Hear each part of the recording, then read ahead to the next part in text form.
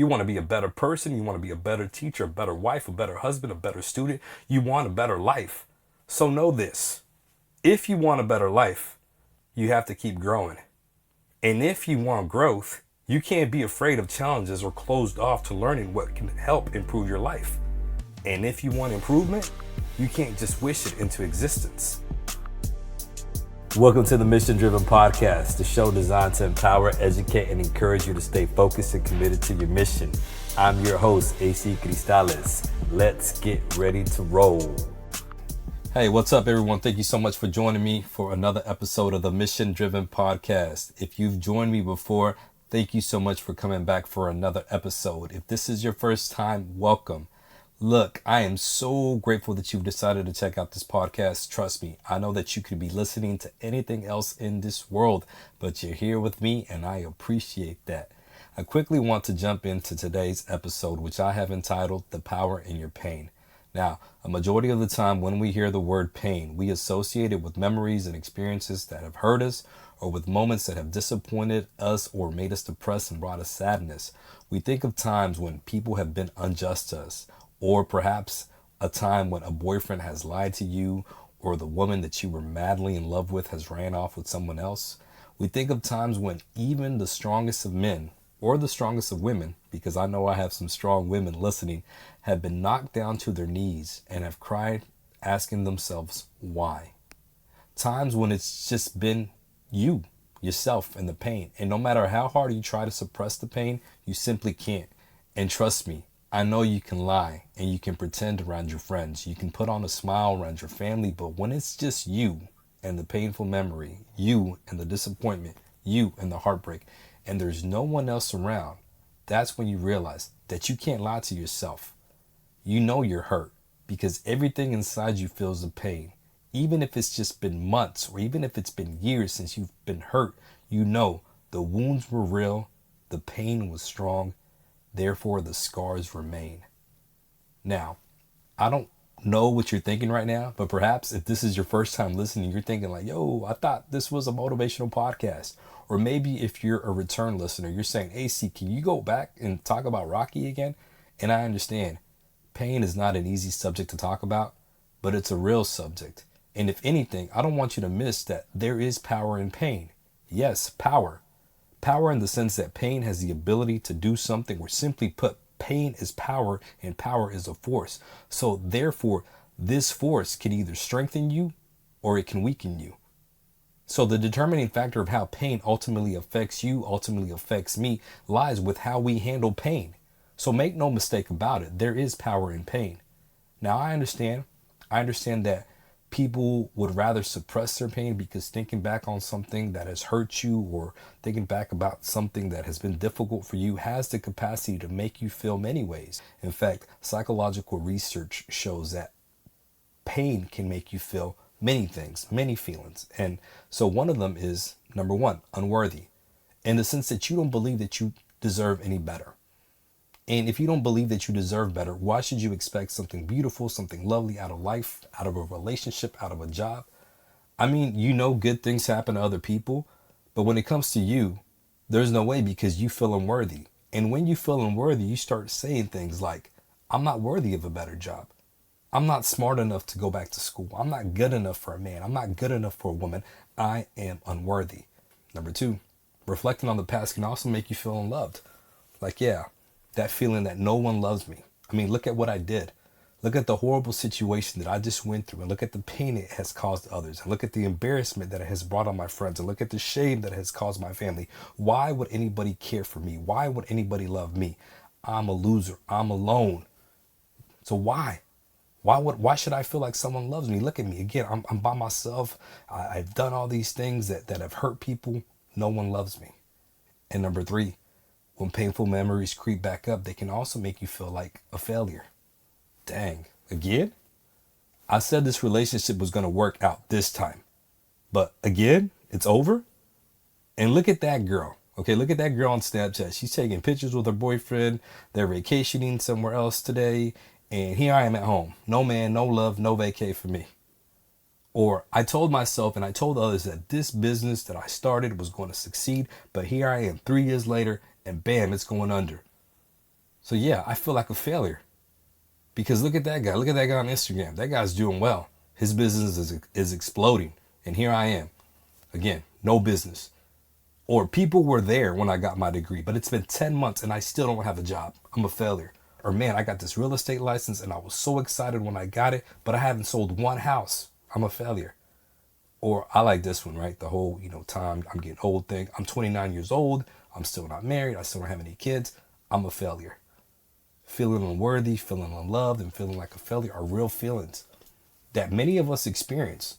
And there's nothing wrong with you feeling like that, especially after you have gone through a situation that has crushed you and hurt you.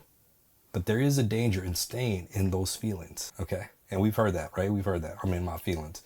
But this is bigger than Drake and Kiki. Do you love me? This is bigger than that. Because I want you to understand that the feeling of unworthiness or the feeling like nobody loves you and feeling like a failure, again, they're real, but those feelings are not final. In fact, no feeling is final. That's why we shouldn't make decisions based on feelings. That's why we should sometimes check our feelings before we say something. And again, I get feeling unloved. I understand feeling unworthy. And trust me, I know what it is to feel like a failure because I've experienced all those three feelings. I felt unloved when I made a mistake and I did something that I regretted. And instead of having people help me out, people chose to tear me up with their words. They chose to act in ways that made me feel like dirt. So yeah, I have felt unloved. I have felt like, man, it's just me against the world. And if I could have, I would have left town because it would have been better. It would have been better just to leave town because why should I be here? Why should I stay in Dallas? No one's there for me here. No one cares about me here. And trust me, I know what that feels like because I have felt that. And it's a horrible feeling. I have felt unworthy. You know, the times when I poured out my heart to someone, I've given them my time, I've given them my energy, and to have it not be reciprocated or appreciated or to have it be played with, that's made me feel like maybe something's wrong with me and maybe I'm not worthy of good things like love, intimacy, and I have felt like a failure. Oh yeah. It's not just the fact that other people have called me a failure or have thought of me as a failure. It's me seeing myself in that light. Like, look, I have this dream, right? I have this dream to be a speaker and a consistent full-time speaker. But here I am about to be, 6 years, 2020. And yet I'm still struggling to get gigs on a consistent basis. I'm just being real with y'all. And I remember somebody telling me, hey, man, don't share that. You got to fake it till you make it. But I don't want to fake it till I make it. OK, I want you to understand that these are real feelings that I go through. All right. And so, yeah, I felt like a failure because, look, just when I think that things are getting better, bam, here it is, dry season, nothing. And so that feeling of feeling like a failure is real to me in relationships as well. I mean, look at this relationship. Look, I'm in a relationship now, right? This is me before, right? Look, I'm in a relationship now. Here I am taking selfies and all. Bam, only for it to not work out. I felt like a failure.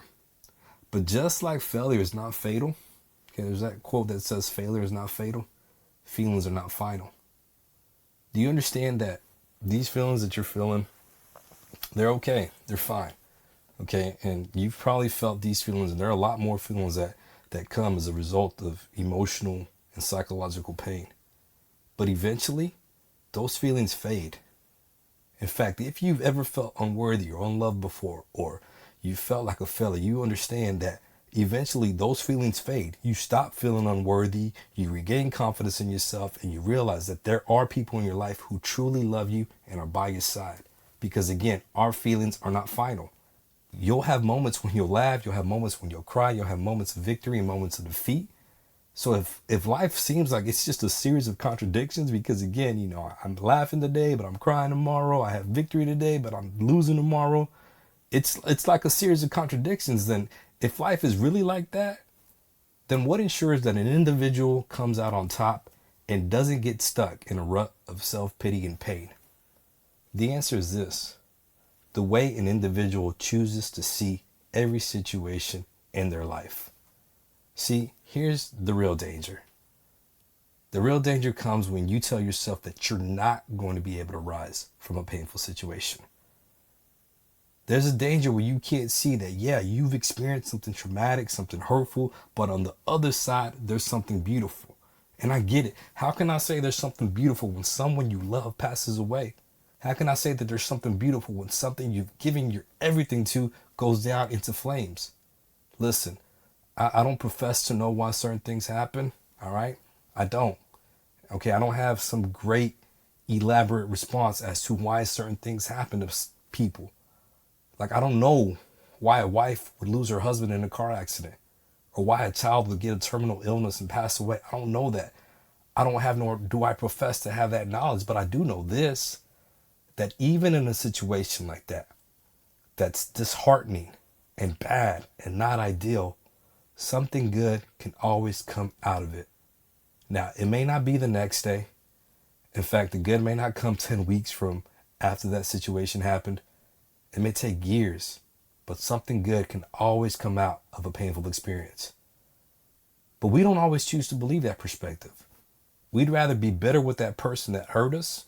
We'd rather stay angry with God or whatever deity that you choose to worship because of the situation, this horrible situation. Or we might even be disappointed with life because life brought me all this pain. But what would happen if you looked at all the painful experiences you've gone through, all the hurt you've experienced, all the disappointment you've had? What would happen if you looked at those things and asked yourself, not why did this happen, but what now? And I get it. The moments were hurtful. The moments made you feel bad, made you feel like a failure, unworthy, and probably even made you feel ashamed because, man, look at this, look at what I went through. But what if you went through a situation that was bad? What if you witnessed domestic violence in your household? What if you went through a divorce, a breakup, and it was ugly and it was tough? What if you lost your job and it was stressful? What if you went through all that and overcame whatever painful situation you experienced, and now you're thriving because you believed and received something great and wonderful after it? And now, because you overcame, you're able to share your story of survival, your story of perseverance, your story of not quitting, and as a result, your story encourages and blesses someone's life. What would happen if you viewed your pain as something that brought deeper meaning to your life? And what I mean by that is, what if your pain is part of your story and it's the part of your story that can encourage someone who may be going through something similar? It's the part of your story that can inspire someone who may feel like they have no hope. It's the part of your story that makes you stronger, makes you wiser. Yeah, the pain sucked and it hurt, but somehow that pain shaped and molded you into someone better. You know, I talk about my past a lot, and it's painful. And some may think, man, you talk about it a little bit too much. But I don't talk about it because I'm a prisoner of it. I talk about it because I know that there's power in it. And this is what I mean by that. I witnessed my dad beating my mom when I was a kid. Okay, I witnessed him physically abusing my mom. And I'm not talking about a one-time event. I'm talking about numerous times. And if pressed, right, if I was pressed on, hey, tell me the details, I could give you those specific details exactly of how it went down. And I say all that to say this, okay? Research shows that the effects on children who witness domestic violence are the following. They are more likely to develop serious emotional, behavioral, and academic problems. They are more likely to attempt suicide. They are more likely to use drugs, commit crimes, use violence, and become abusers in their own relationships. But guess what? None of that applies to me, because one thing I know is this: I don't have to succumb to those statistics. I don't have to be just another number that aligns with what research shows, because those numbers do not define me. See, I had people who fought for me. I had people who prayed for me. And more importantly, I made decisions and learned that I could be more than what I didn't have growing up. I can love even though I wasn't loved. I can be happy even though my childhood was tough. And I learned that my upbringing doesn't have to be my crutch. Yeah, my dad wasn't a part of my life. Yeah, I had to grow up quick. Yeah, there were moments when I questioned my existence and wondered whether anybody truly loved me, because emotionally I was scarred growing up. But even with all that, I made it. But more importantly, I don't question any of that, because without that, I wouldn't be who I am today. I understand that all that I went through has made me who I am today. It's the reason why I'm so passionate. It's the reason why I want to help people, because, man, I know what it is not to have that help or feel helpless. And it's the reason why I can love my daughter Isabella with so much love, because I know what it is, man. I know what it is when I was 8 years old, and that's all I wanted. That's all I wanted was for my dad to just tell me, Mijo, I love you. It is because of my past that I am who I am today. Even when I started working in schools, you know, I was big about bringing kids candy. Snickers, Blow Pops, Kit Kats, all right? And here's the reason why I did that. Because growing up, I would have done anything to have my dad or mom bring me some candy. So I knew that when I was in a position to make a kid's day with candy or make him smile, make her smile with candy, I was going to do it. Even now, you know, when I was at an elementary school a couple of weeks ago, one of the things that I did right before I left, I bought like 30 bags of chips and just gave them away to the kids in the cafeteria. No strings attached. In fact, the teacher even asked me, why did you bring those chips? Why did you give them to the kids? Did they do anything specific for them? And my response was like, nope. I just wanted to do that. I just wanted to be a blessing. But imagine if I had this type of attitude, like, yo, forget these kids. I didn't have love as a kid, so neither should they. I mean, that's crazy. And it's kind of funny even saying that, but it's crazy. But the reality is that there are people who think like that. There are people who are wounded and hurt so much by their past that, guess what? That affects their present and it affects their future, because they're cold and they're hardened, and now they don't want to help anybody else because of what they went through. But for me, you know, knowing that I didn't have that growing up, that's more reason for me to love, because I know what it is not to have love. And so maybe for you, you're the same way. The reason why you can encourage someone that's hurting today is because you know how it is to be hurt. The reason why you can comfort someone is because you know the feeling of having a broken heart. The reason why you can support someone is because you know how it is to be rejected. It's amazing what our pain can teach us and where it can lead us if we choose to see it in a different light. I have to share this because to me it just shows how amazing life truly is. My brother is currently working on his hours to be a licensed professional counselor, and I truly believe he's going to kill it. I mean, he's already been like my professional counselor, and he's been dope, by the way. He's been great. But he was telling me last year when he started working on his intern hours that the clinic placed him in a shelter where he would counsel women who were experiencing domestic violence. And what he told me was like, that's crazy, right? Like, I know and I have an idea what these women are feeling because I saw mom go through that. And here I am now helping them. It's amazing. And it is amazing because I truly believe that if we view pain and accept that, yeah, these things happen, they happen to us, we were raised this way or this person hurt me. But I believe that when we accept the power that can come from pain, that life will bring good to us in even places and situations where our past experiences of pain can be a blessing for someone in their present pain. And I believe that's what acceptance is. Not asking why, but asking what now. And please understand this, that acceptance doesn't mean that you like what happened to you.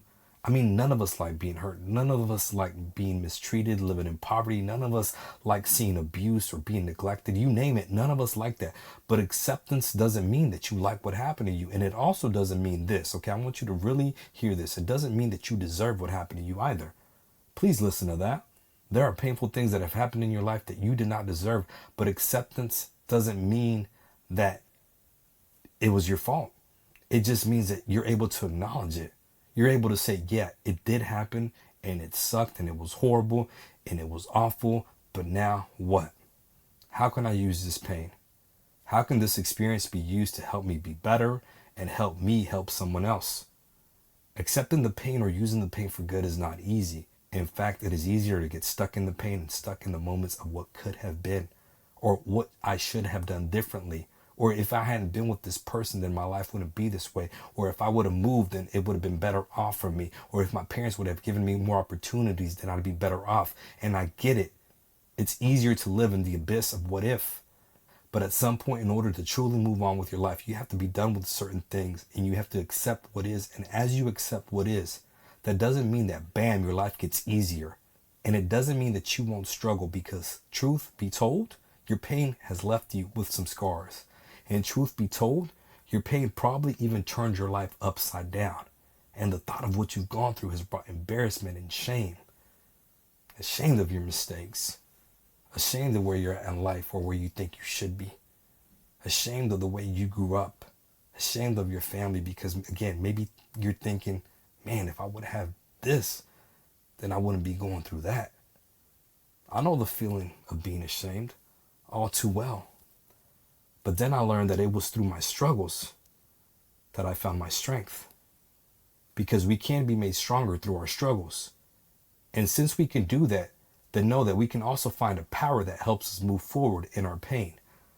So don't be ashamed of your pain. Don't be ashamed of your struggle. You are who you are today because of it. Some of you have the drive that you have today because of what you didn't have yesterday.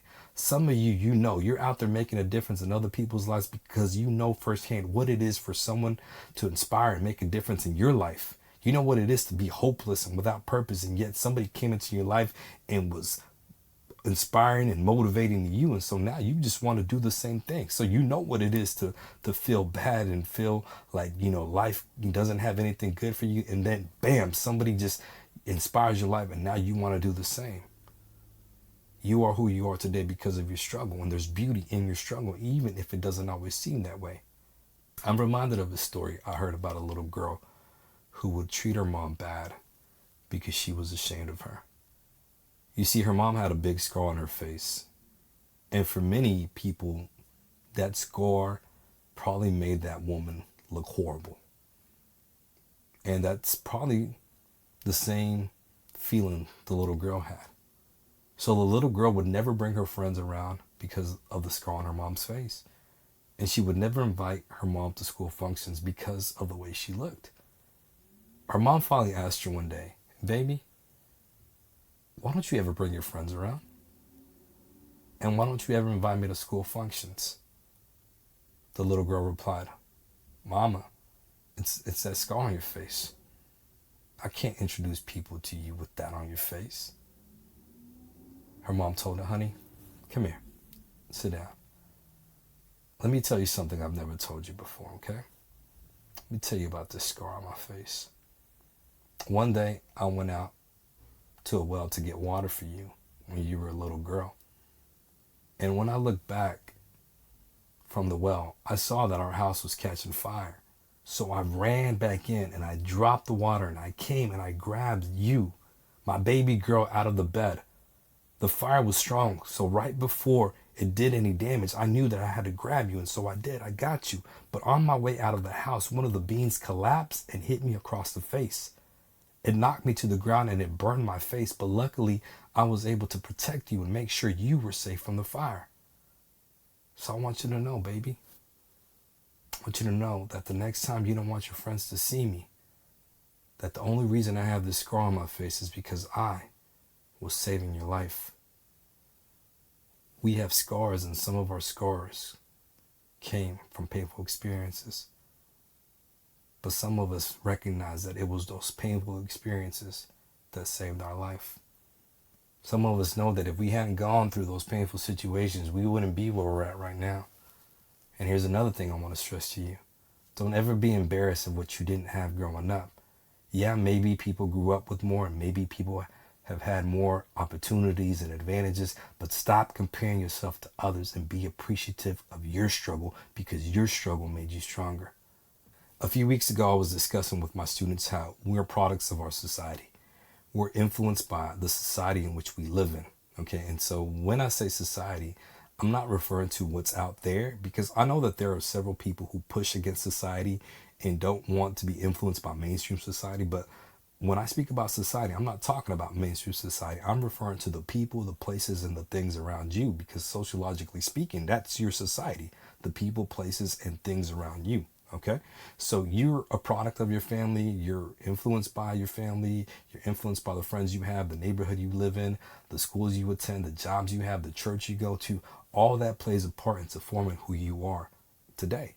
And just to give you an example, like I gave them, I want to show you that there are certain things that we're able to do simply because of the society in which we live in.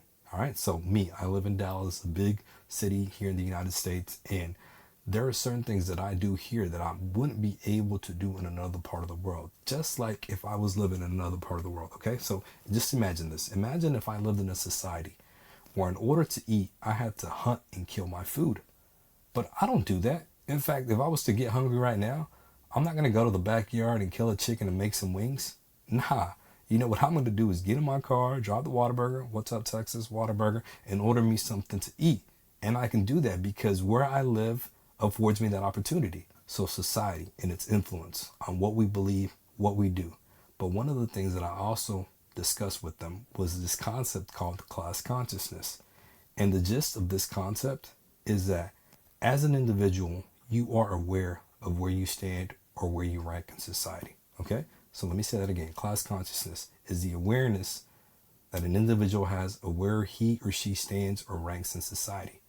So for many of my students, okay, and traditionally, this is the case for many community college students, where they rank in society is the following. They come from lower income homes because if they had the money, they wouldn't be attending a community college. They would have gone on to a four-year university. Many of our students are students of color, Latinos, African Americans, Middle Eastern students, because community colleges pride themselves on open access, meaning they want to provide all people with the opportunity for an education. And many of my students are first generation college students, first in their families to go to college.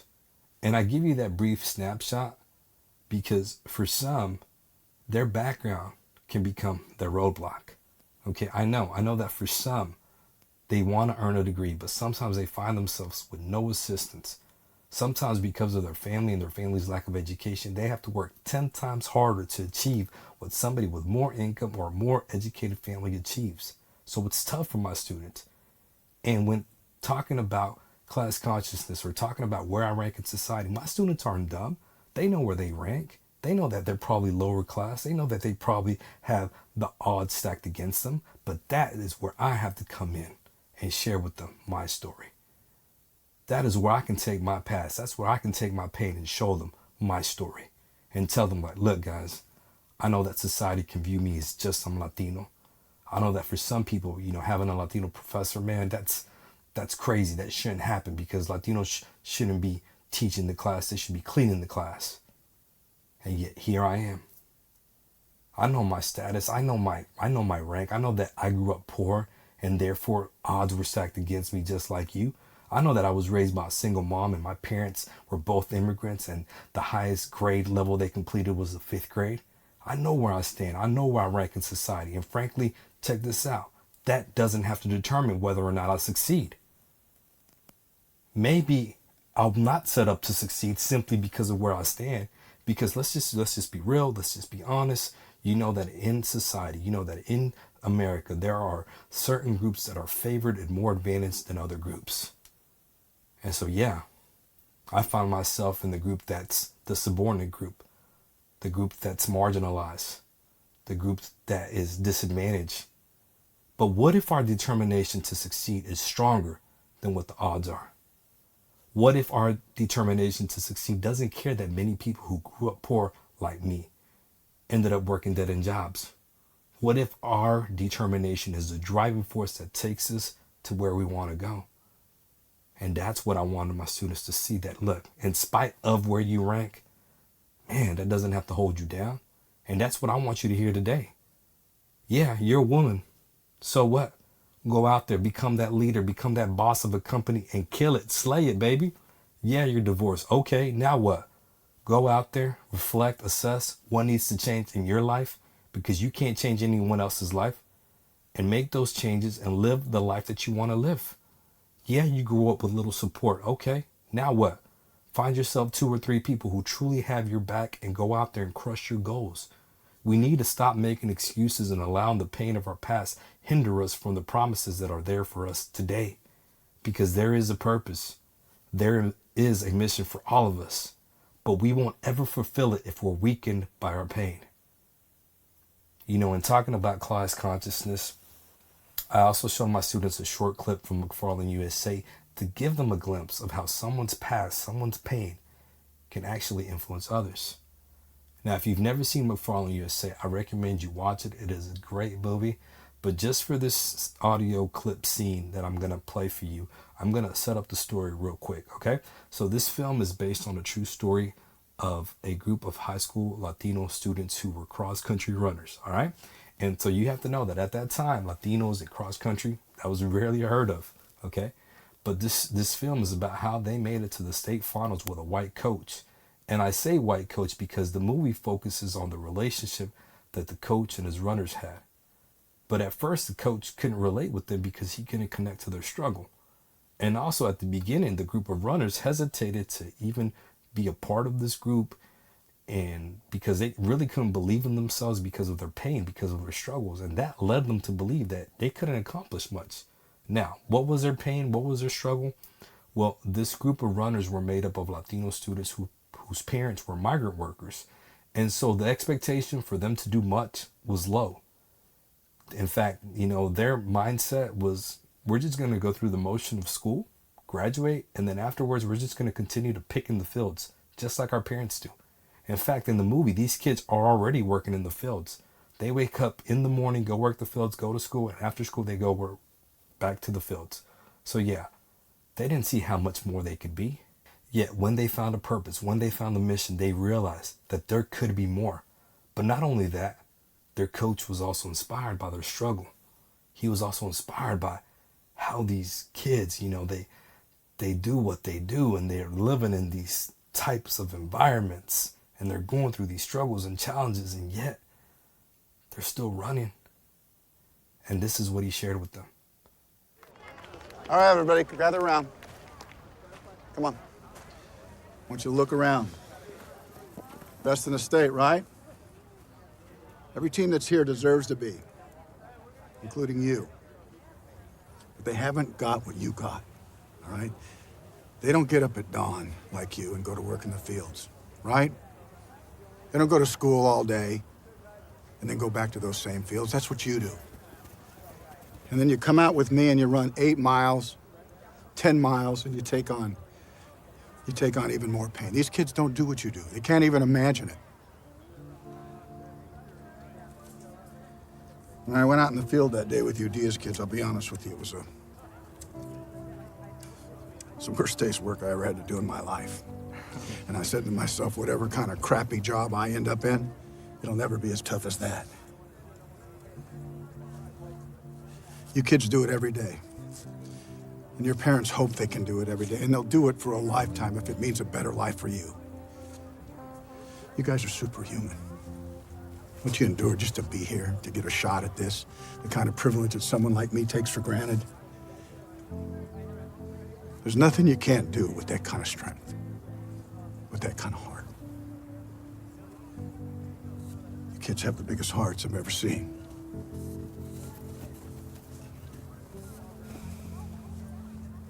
Now go run your race. Now, there are a couple nuggets that I want to leave you with that I got when I saw the scene that I believe truly connects to what we're talking about in this episode about finding power in our pain. Number one is this. Sometimes we go through life thinking that others are better than us. I mean, you heard the coach say, they're the best in the state, right? They're better. We're not. And I think sometimes we're the same way. We see somebody else's life and we're like, man, they got it better. We see somebody else's relationship and we're like, look at that relationship, it's better. But listen, you don't have to compare yourself to anyone else because you are unique and you're special in your own way. Number two, now I've said this throughout the episode, but I'm going to say it again. Your struggles bring forth your strength. Those late nights studying made you stronger. Those hours practicing while everybody else was just playing around and messing around, those hours made you better. So again, your struggles bring forth your strength. Number three, life can be tough, but you can always be tougher. Number four, be thankful for all your loved ones have done for you. They have worked hard and they have sacrificed for you, and they'll do it again because they love you. All right. They'll work as many jobs as they have to do because they care about you. So I want you to really just take some time to thank your mom, thank your dad, thank your grandparents, thank your uncle, your aunt who took you in, anybody, and just let them know, hey, I'm appreciative of everything that you did because you did it for love. You did it for love. And number five, you are superhuman. The fact that you can endure what you've endured shows that. The fact that you can go through something painful and come out still standing shows the type of heart that you have. And there's nothing that you can't accomplish with that type of strength. So I'll leave you with this. You have a race. And I'm not talking about a 26.2 mile race. I'm not talking about a cross country race. I'm talking about the race of life. You have a race. that's specifically just for you. So go out there and run it. Find the power in your pain and keep running and keep inspiring. And that's a wrap on another episode of the Mission Driven Podcast. Thank you so much for listening to this episode. Look, I would really love to know what inspired you from this episode. So do me this favor, all right? If there was anything that inspired you from this episode, go ahead and post it on your social media accounts. Post it on Instagram, post it on Twitter, post it on Facebook, and tag me as well, okay? I'm at AC Cristales. But if you don't want to, post it on social media, that's perfectly fine. But just message me, all right? Send me a message and just let me know, yo, AC, I needed to hear this, okay? Because number one, that just keeps motivating me and just lets me know that something connected with you, all right? I want to make sure that the things that I share connect with your life, all right? Also, if there's something that you heard and you're like, yo, this person needs to hear this, or I think that she needs to hear this, go ahead and send it to them, all right? Continue to just spread the message. Continue to just share the podcast with others. Share the podcast with your family, with your friends. I truly appreciate that. All right, so if you're listening to me on Spotify, make sure you follow me. Hit that follow me button. If you're on iTunes, I need you to make sure that you subscribe. All right, so hit that subscribe button. And also, if you could please rate and review the podcast, I'd greatly appreciate that as well. Again, I'm so thankful that you're taking your time to listen to this podcast. It truly means a lot. I'm truly grateful. Until the next time, remember, the mission is now, so remain mission driven. Faith, hope, love.